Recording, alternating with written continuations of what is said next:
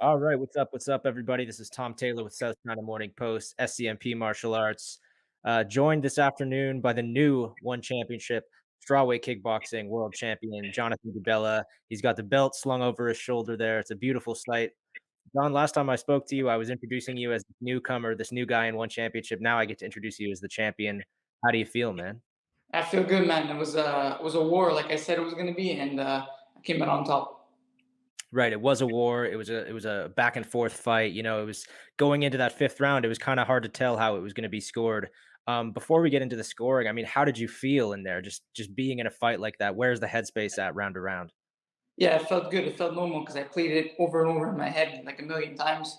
So I was prepared for that moment for a while. I've been thinking about it forever. So I felt comfortable in there, and I felt really, really, really very comfortable, and it was worth it. You told me that beforehand. You expected a bit of a war. I mean, that's really what you were expecting. Obviously, the perfect outcome for you is to go in there and knock him out in 20 seconds, not take any damage. But your assessment of this fight ahead of time was that it was going to be this drawn out fight that it ended up being. Yeah, for sure, man. It was gonna be. I knew it was gonna be a war, and like either a war or a technical, tactical battle, and it was a bit of both, actually. It was a mixture of both, and it was perfect. It was perfect outcome for me. hmm as I said, it was a close fight, and going into the fourth, fifth round, there was, it was hard to say which way the judges were going. But then, of course, there was this emphatic moment in the fifth round where you knocked him down with a head kick, just a beautiful kick. How long had you seen that kick? Is that something you've been getting a read on throughout the fight?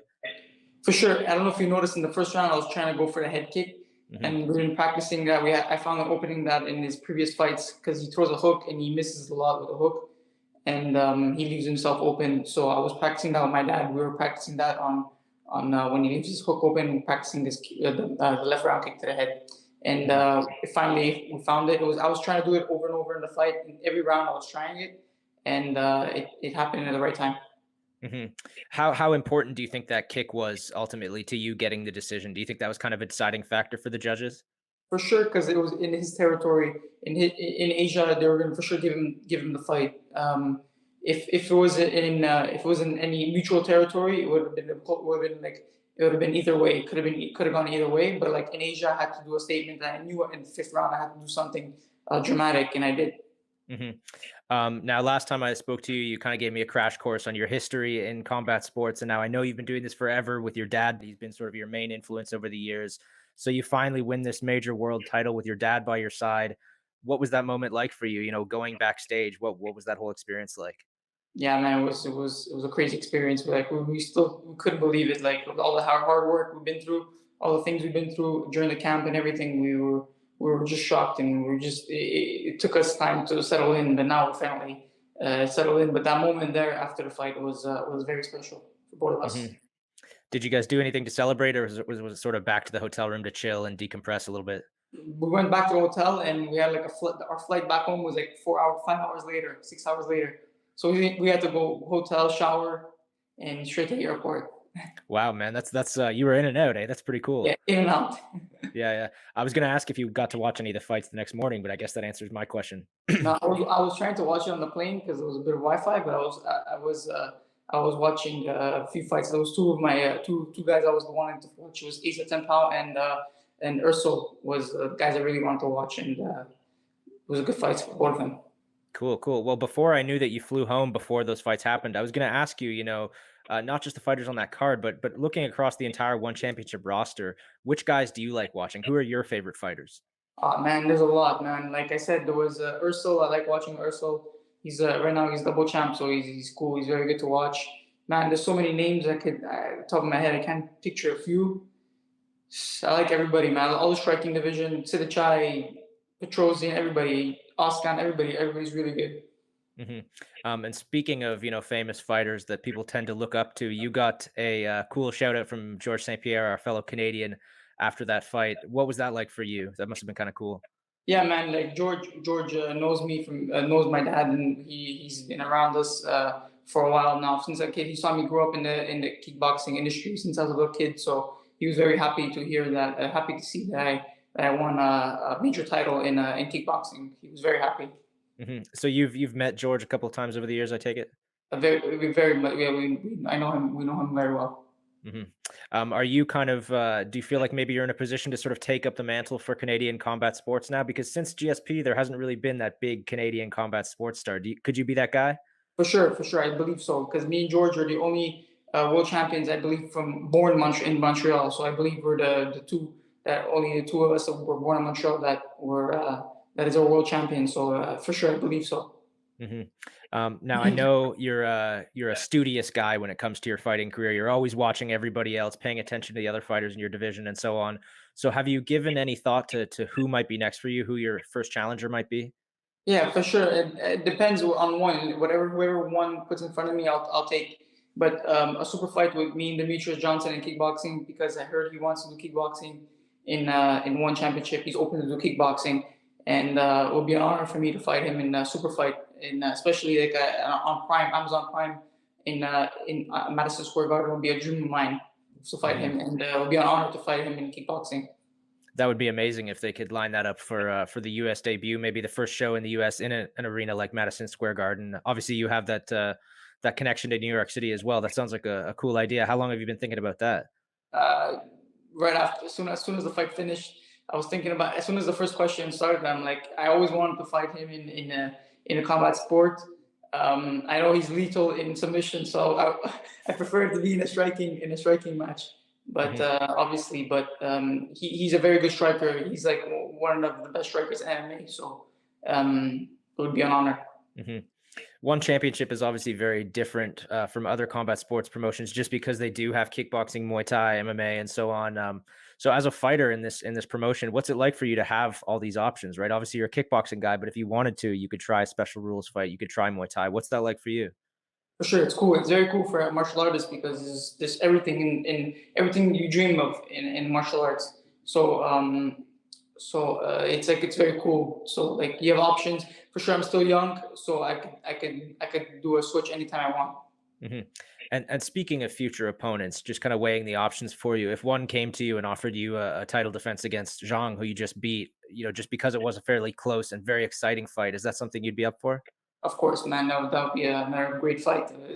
That's a it's a I love fights like that. I love competition like that because Zhang is a real opponent. So of course, it would be great. And we've been talking about, the possibility of you jumping between different sports.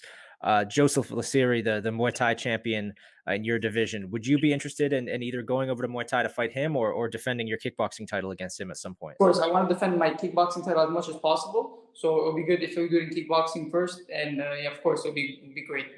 Hmm. And just in terms of Muay Thai, are you interested in competing in Muay Thai and one at all in the future? For sure in the future, but not this year or next year. I want to for sure continue defending the belt, and in the future, maybe Hmm. I would like for sure I would like try it. What kind of experience do you have with Muay Thai? Have you tried the elbows at all, the clinching? In the amateur, I did a few, but not in the pros. Right. So that But would take. I practice some elbows here and there. Mhm. So, presumably, though, that would take a little bit of time to kind of Yeah, adjust between the rule yeah. sets. Right, right, cool. Lasiri is going up to fight Rod Tang in the flyweight division now. That's an interesting fight that I'd love to get your thoughts on. But more than that, I'm wondering, Lasiri, he just won the strawweight Muay Thai title and is going right up to challenge the flyweight champion.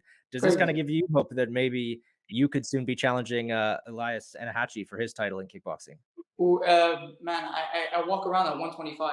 Like I don't have to cut weight, so it's kind of hard for me to go up. It would be impossible to fight 135 because I walk around like at 127, 126. So like for me, a full meal after two spaghetti bolognese is like I'm still 127, 128. So I'm full. Like it's a full Hmm. 127, 128. So it'd be impossible for me to go up. Those guys are much bigger.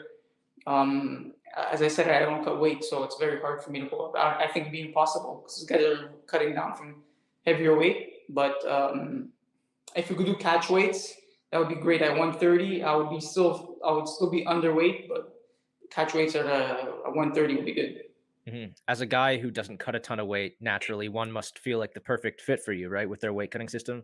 Hey, I believe I was the most hydrated one at the weigh-in. Yeah, yeah. You looked great at the weigh-ins, man, and you looked so fired up at the face-offs. I think you saw on Instagram. I shared a Oh yeah. clip of you and Jong having your stare down. What was going through your head then? There, like you looked very intense, very focused in that face-off.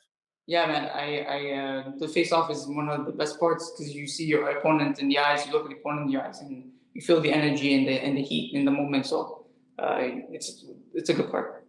Hmm. Well, let's talk a bit about this belt. I mean, first of all, is it heavier than you imagined? Is it bigger than you imagined? Yeah, it's heavy, man. It's bigger than I imagined. It's heavier. It's very Have big. you have you been carrying this thing around constantly since KL? Yeah, man. So from KL, we went to Japan, held the belt for like forever, and I didn't want to put it in so I bought it in the carry on, and it was Mhm. very heavy, very So heavy. you actually had it on the plane in the cabin with you. Yeah. You must have gotten some interesting looks from people. Did anyone ask you anything about it? Yeah, well, I had the cover over. It was like they gave me a silk cover. So like Mhm. it was like people were like, "What is that thing?" People were asking me like, people were looking strange at me like, "What is that thing?" And when you told them, were people impressed? Did people think that was cool? Yeah, like for sure the security, and when they were checking bags, like, "Oh, that's a championship belt." I'm like, "I got Yeah. heavy." Yeah, I love hearing the stories about, new one championship champions trying to get their belts home because it sounds like, almost every time the security people are like, "What is this?" What but, especially because it's so big. Alright, man, well, let's wrap this up here. You've got the belt around your shoulders. Everybody wants that in your division. You're holding the thing that everyone wants. What do you say to the people that are coming for that belt? Yeah, man. I respect everybody in the division, and respectfully, whoever wants to fight, I'm open to fight anybody, and I'm here, guys.